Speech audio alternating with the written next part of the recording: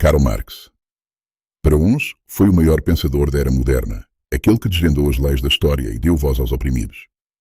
Para outros, foi o arquiteto intelectual de regimes totalitários. Mas uma coisa é certa, mais de um século após a sua morte, Marx continua a ser lido, estudado, amado e odiado. O que defende afinal o marxismo? O que defende afinal o marxismo?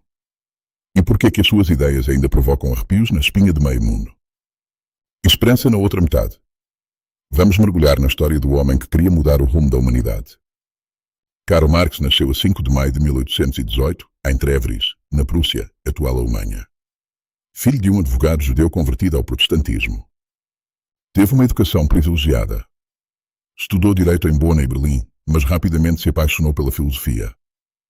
Em Berlim, entrou em contacto com o pensamento de Hegel, que o marcaria para sempre. Aos 23 anos, doutorou-se em filosofia. Mas a carreira académica foi-lhe negada por causa das suas posições radicais. Tornou-se jornalista, mas a censura perseguiu-o. Exilou-se em Paris, Bruxelas e Londres. Viveu na pobreza, sustentado pelo amigo Friedrich Engels, o seu principal colaborador. Dos 7 filhos que teve com Jenny, 4 morreram na infância devido às condições precárias em que viveram. Morreu em 1883, em Londres. O marxismo não nasceu do nada. Lenin identificou 3 fontes principais. A primeira é a filosofia clássica alemã, especialmente Hegel. Mas Marx inverteu Hegel. Para ele, o que move o mundo não são as ideias, mas as condições materiais da existência. A segunda fonte é a economia política inglesa, de Adam Smith e David Ricardo, que Marx estudou a fundo para perceber o capitalismo. A terceira é o socialismo francês. Marx fundiu estas 3 correntes numa só e chamou-lhe socialismo científico.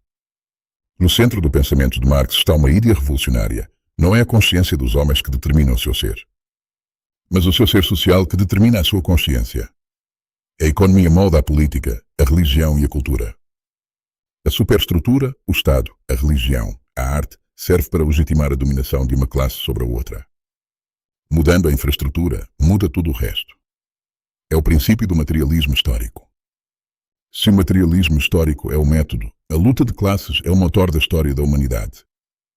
Homem livre e escravo, senhor e servo, em todas as épocas, a sociedade esteve dividida entre opressores e oprimidos. No capitalismo, as classes são 2, a burguesia, dona dos meios de produção, e o proletariado, que só tem a sua força de trabalho. As perguntas de Marx sobre justiça e exploração continuam sem resposta.